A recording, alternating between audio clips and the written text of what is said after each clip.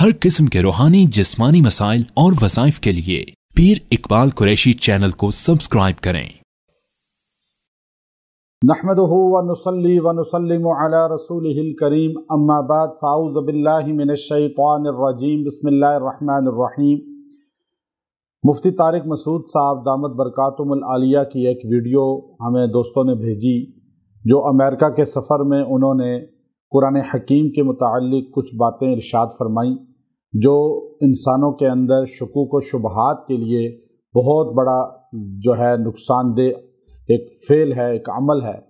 और बहुत से लोगों ने इस पर गुस्से का इजहार भी किया और मुफ्ती साहब को बहुत ज़्यादा बुरा भला भी कह रहे हैं।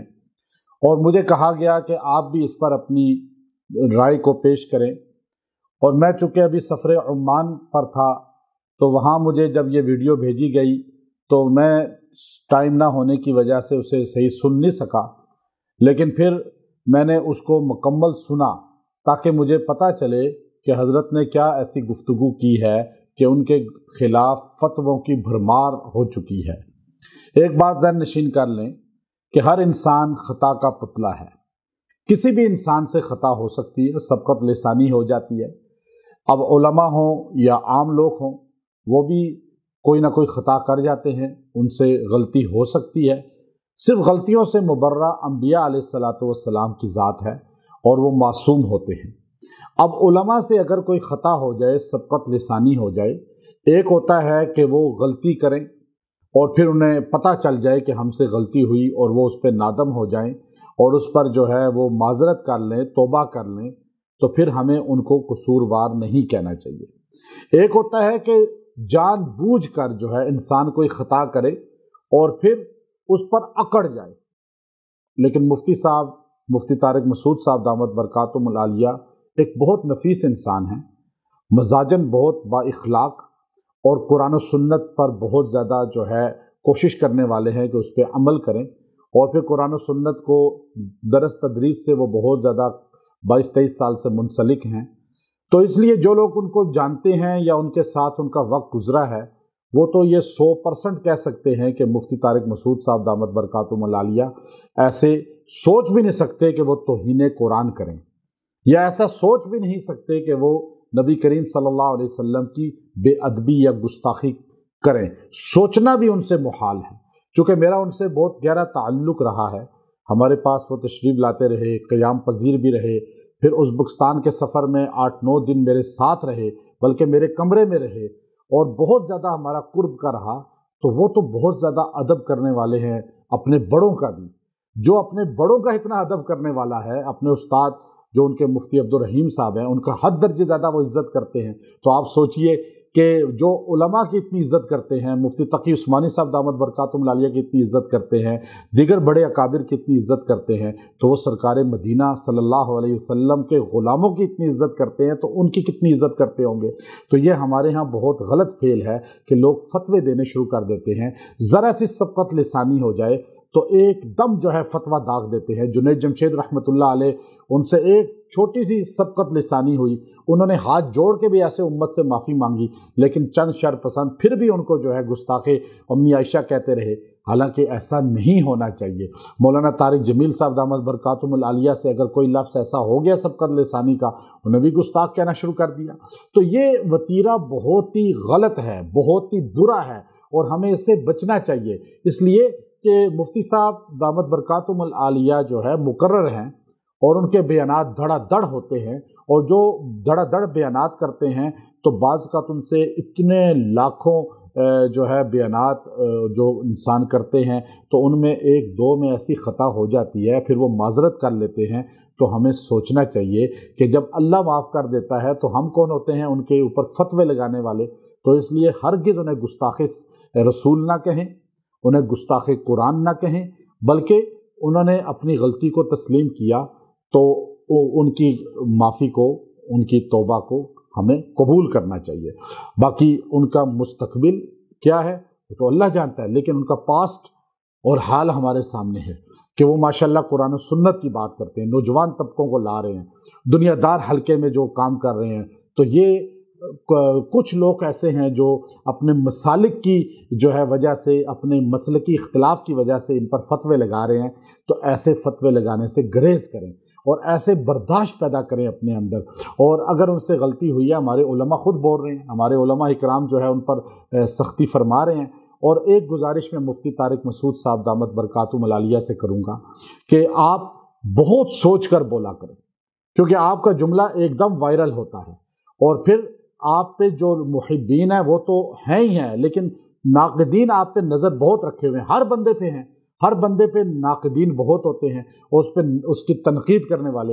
ایک تو آپ لکل فن رجال، جو جس فیلڈ کا ماہر ہوتا ہے بس اسی پر اس کی بات کو زیادہ تسلیم کیا جاتا ہے. آپ کی جو فیلڈ ہے بس آپ اس پہ بات کریں. آپ دعوت قرآن و سنت، لوگوں کی اصلاح، لوگوں کو صحابہ اہل بیت، نبی علیہ السلام اور قرآن سے جوڑنے کی تبلیغ کریں. آپ اس انداز کو اپنائیں. آپ جو ہے ناصحانہ انداز اور واعظانہ انداز میں آپ بات کرتے ہیں، یہی کرتے رہیں. آپ نہ کسی پہ تنقید کریں، مختلف لوگوں کو نہ چھیڑیں. آپ کی تھوڑی سی یہ ہے کہ عادت کہ آپ ہر ایک کے بارے میں لب کشائی کرتے ہیں اور اپنی رائے کا اظہار کرتے ہیں، پھر آپ کی وہ غلطی ہوتی ہے. جیسے میں ابھی مسقط عمان کے دورے پر تھا تو وہاں لوگوں نے مجھے کہا کہ بڑے بڑے علماء آپ سے ناراض تھے کہ جی وہ دیکھیے یہاں انہوں نے عباسیہ کے بارے میں کہا کوئی فرق نہیں ہے، ہمارا اختلاف کوئی نہیں ہے، حالانکہ ہمارا اصولی اختلاف ہے جو وہاں 40 سال سے علماء رہ رہے ہیں. تو اسی طرح آپ نے قرآن پاک کے بارے میں یہ جملہ کہہ دیا. یہ عوام کے سامنے تقریریں کرنے کی ایک تو ہے ہی نہیں، چونکہ علمی بحث عوام نہیں جانتے. حضرت تھانوی رحمۃ اللہ علیہ کی کتابیں آج پڑھیں نا تو ہم سے پڑھی ہی نہیں جاتی، ہمیں سمجھ ہی نہیں آتی، اتنی اردو ثقیل ہے. تو اس لیے یاد رکھیں کہ یہ تو آپ نے صرفی اور پھر نحوی اور پھر ساتھ ہی آپ نے جو ہے نا وہ مثالیں دینی شروع کر دیں، حالانکہ ایسا نہیں ہونا چاہیے تھا. اور آپ سے پتہ نہیں یہ کیسے ہو گیا کہ آپ تبلیغ کریں، آپ وہاں اصلاحی بیان کریں، آپ قرآن پاک کی جو ہے عظمت لوگوں کو بتائیں، لیکن آپ کے جملے سے جو باطل ہے، جو منکر قرآن ہے، وہ استدلال کرنے شروع ہو گیا ہے کہ دیکھو ہم پہلے کہتے تھے کہ قرآن اصلی نہیں ہے، تو یہ تو ان کے بڑے مفتی صاحب نے کہہ دیا قرآن اصلی نہیں ہے، اس میں تبدیلی ہوئی ہے، اس میں غلطیاں ہیں. تو اب یہ عقیدہ جس کا ہوگا اور آپ کی وجہ سے کوئی یہ عقیدہ جو اسکول کالجوں کے یونیورسٹیوں کے آپ کو نوجوان سن رہے ہیں تو وہ لازمی بات ہے کہیں گے اتنے بڑے مفتی صاحب نے کہا ہے کہ اس میں جو ہے گرامر کی غلطیاں ہیں، تو بس پھر تو قرآن اصلی نہیں ہے، وہ تو تبدیل کیا ہوا ہے. تو یہ عقیدہ آپ کس کا مضبوط کر رہے ہیں؟ اس لیے آپ سے گزارش ہے آپ صرف اپنی اس فیلڈ پہ چلیں. آپ جس فیلڈ کا آپ کو زیادہ نہیں پتہ آپ اس کے بارے میں بالکل لب کشائی نہ کریں. یہی دنیا کا اصول ہے. محدثین حدیث کی بات کرتے ہیں، فقہ کی نہیں، اور فقہا جو ہے وہ زیادہ فقہ کی بات کرتے ہیں، تفسیر کی نہیں. حالانکہ مہارت سب کی ہوتی ہے ہر فیلڈ میں کچھ نہ کچھ، لیکن زیادہ جس فیلڈ میں ہوتی ہے وہ اس پہ چلتا رہے تو اللہ اس کو کامیابی مزید دیتا ہے اور شر فتنہ پیدا نہیں ہوتا.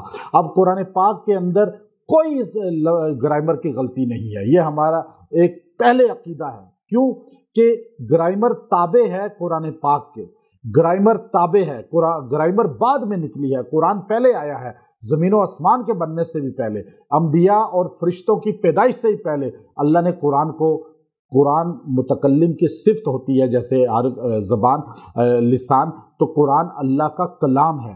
تو اب آپ یہ گرامر کی غلطی اس نے جس نے کہا ہے وہ خود اس پر جرا ہے، اس پہ غلطی ہے. وہ کیوں کہ قرآن پاک جو ہے وہ متواترہ قرات ہے، اور اس میں اگر کوئی کہے گا گرامر کی غلطی ہے تو ہم کہیں گے گرامر غلط ہے، قرآن غلط نہیں ہے، چونکہ گرامر میں غلطی ہوئی ہے. تو اس لیے گرامر بعد کی چیز ہے. ہم گرامر کو قرآن پاک پر فٹ نہیں کرتے، نہ ہم کسوٹی بناتے ہیں. تو اس لیے اس بات پر آپ سے گزارش ہے کہ آپ امت کے اندر بہت بہترین کام کر رہے ہیں اور آپ سے ماشاءاللہ بہت لوگوں کو فائدہ ہو رہا ہے. تو آپ ایسی گفتگو سے بچیں جو عوام کے اندر گفتگو، کیا یہ علماء کے اندر کرنے والے بھی نہیں ہے، بڑے بڑے علماء کو بھی اس چیز کا اصل ادراک نہیں ہے.